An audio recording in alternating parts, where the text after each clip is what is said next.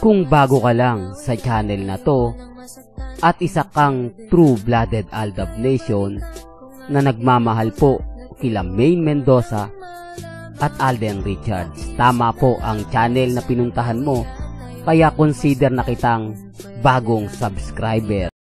Welcome back mga ka-Aldab. Ito na naman po ang inyong lingkod, si Mr. Destiny. At magbibigay tayo ng pinakamagandang update po ngayon sa social media. Well, kumpirmado na nga po na si Maine Fulkerson na andito na po sa Pinas. Dahil umuwi na nga po si Congressman Arjo. Pero ang tanong mga ka-Aldab, bakit hindi nga po ba nagpapakita ngayon si Maine? Bakit hindi po ito nakitang nasa airport? Gaya po ng mga video na pinapanood ninyo at pinapakita ko po sa inyo. Ito po yung konting ebidensya at resibo na kapag umaalis nga po ang Mr. and Mrs. Fulkerson, maraming nag-aabang, maraming nakatutok, maraming talagang pumupuso. Ito pa po yung panahon na hindi pa uso ang mga internet sa social media. Wala pang mga apps, wala pang mga cellphone na high-tech. Di po ba ang pinakamahal lang cellphone na may camera na maganda yung iPhone 4? Di po ba? Hindi, real talk to mga ka-Aldab. Pero ngayon nakikita nyo naman po na talagang sobrang high-tech na. High-tech na yung mga bagay-bagay na talaga naman pong nakakatuwa. Sinasabi ko lang po ito mga ka-Aldab para lang malinaw. Pinapaliwanag ko lang po yung mga bagay-bagay na talagang mapapaisip naman po kayo. Pero syempre wala po ako sa posisyon para ipilit yan, di po ba? Wala tayo sa posisyon para sabihin, pilitin, paniwalaan tayo. Ito yung mga konting update lang, konting paliwanag na talaga naman pong nakakataba at nakakasaya. Although yung iba nagre-react pa rin po ng hindi maganda, hindi kaaya-aya. Normal lang po yun. Sabi ko nga po sa inyo, dito po sa channel ni Mr. Destiny, marami po kayong maintindihan, marami po kayong malalaman na mga bagay-bagay na talaga naman pong mapapaisip ka. Although yung iba bitter na bitter po sa akin, yung iba galit na galit po sa akin, okay lang po yan, normal lang po. Dahil alam ko naman po na hindi po nila gusto yung mga nakikita po nila, napapanood po nila. Real talk to mga ka-Aldab, kaya nga po ko hindi basta-basta nagpapa-apekto kasi alam po natin darating at darating po ang panahon para po sa fandom ng Aldab Nation. Kaya nga po kita nyo naman po hindi ako nagpapatinag at syempre kalmado at kampante pa rin po ngayon si Mr. Destiny.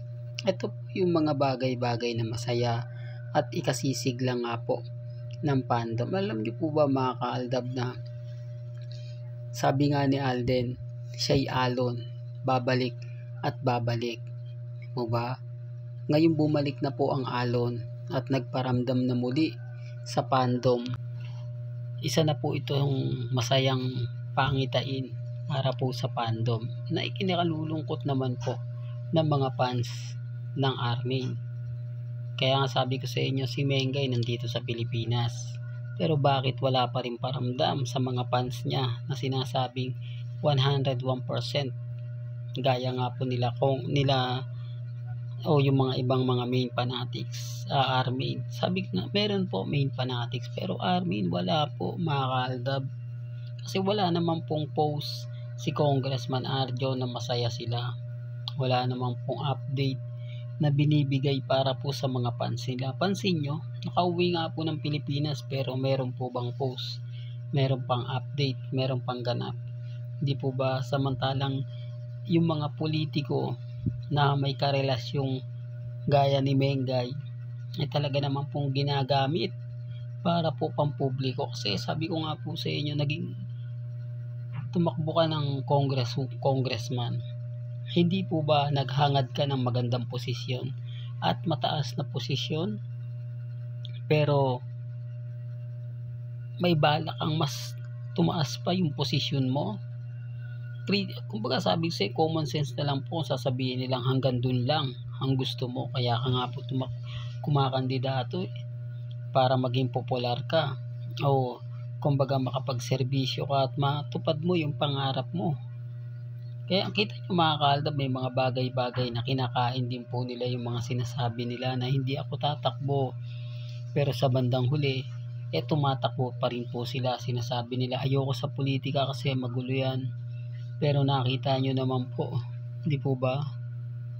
Pero hindi po ako namimilit. Sabi ko nga po sa inyo, may kanya-kanya po tayong opinyon at pananaw. Hati po kasi ang opinyon ng mga ilang netizen. Sinasabi nila na si Mengay daw po kaya ayaw magpakita sa Itbulaga dahil nag-resign na po siya. Hindi, yun talaga yung pinaka-punto ron. Hindi po siya nagpapahinga kasi sabi ko nga po sa inyo, once na mawala ka ng isang buwan sa AB, tapos tamarin na yung mga audio, yung mga mawawala ka na. Ganyan na ganyan nangyari kila Ruby Rodriguez, Jimmy Santos, at yung mga ilang legit dabber cats. Di po ba? Simula kasi nawala yung Aldab, nagkaroon na ng mga issue. Siguro doon na rin pumasok yung pagkalugi. Di po ba? Na paunti-unti na nagkakaroon ng mga pasahod na pabitin. Di po ba? Yung nakakaramdam na ang management na parang may mali, parang may kulang. Di po ba? Sinasabi ko lang po ito mga kaaldab para lang po malinaw. Binibigyan ko lang po kayo ng update sa mga bitter po sa channel ni Mr. Destiny. Hindi, sinasabi ko lang po ito mga kaaldab dahil yun nga po yung pinupunto nila. Si Mengay mawawala sa Itbulaga. Hindi, paulit-ulit ko rin itong sasabihin, hindi po mawawala. Hindi porket may nagbabakasyon si Mengay, tuluyan na po siyang bibitiw sa Itbulaga. Ulitin ko, hindi rin po papayag sina Bossing Big Soto, Henyo Master Joey De Leon at Tito Sen na mawala si Mengay basta-basta. Hindi po ba? Yun po kasi yung sinasabi nila Yun po yung pinapaliwanag nila na keso ganito, keso ganyan, pero okay lang po yan. Wala naman pong pilitan. Ang importante lang naman po, maging updated kayo.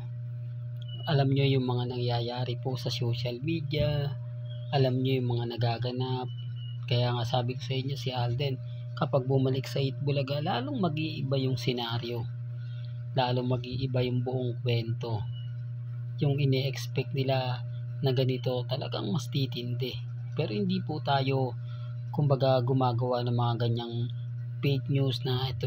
Hindi po ba? Basta sa akin lang po kung ano yung nakasulat sa mga article, kung ano yung mga pinopost sa social media, sa Instagram, sa Twitter, sa YouTube, yun lang naman po yung ina-update natin. Kasi kung titignan nyo po yung mga komento po sa Itbulaga, pabor na pabor pabor na pabor po sa atin, lalong na po sa fandom ng Aldab Nation. Kaya nga po yung iba hindi na rin nagre-react kasi ang kalaban nila ron legit dabber cats. Di po ba? Alam naman po natin na kung hindi ka legit dabber cats, hindi ka manonood ng Itbulaga. O kung madlang people ka, di po ba showtime yung panonoorin mo.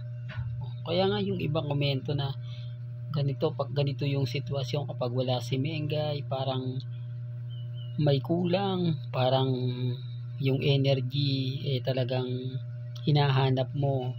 Di po ba? Although na andyan sila Miles, si Atasha, si Karen, si Raisa, si Alan Kay, wala silang yung tipong magpapasabog agad-agad. Kasi gaya na sinabi ko, safety lang po kasing ginagawa ni Atasha. Wala siyang kumbaga kakayanan. Natatakot siya na baka magbigay siya ng punchline na hindi magugustuhan at hindi maaprubahan. Ganon din naman po si Miles. Po ba? Hindi nyo kasi baguhan pa lang po siya. Hindi naman po kasi po pwedeng laging si Alan Kay na lang ang mag-a-adjust. Di po ba? Siyempre pag nasa 1 for all for 1 ka, kailangan yung mga ibabato nila Wally, nila Paulo, nila Jose, kailangan mas maghihigitan mo yung punchline na ibabato kasi pag wala na. Di po ba? Madali na matatapos yung pag-uusapan. Mas madali na mapupunta po sa iba yung hindi, sinasabi ko lang po ito mga kaaldab para lang klaro.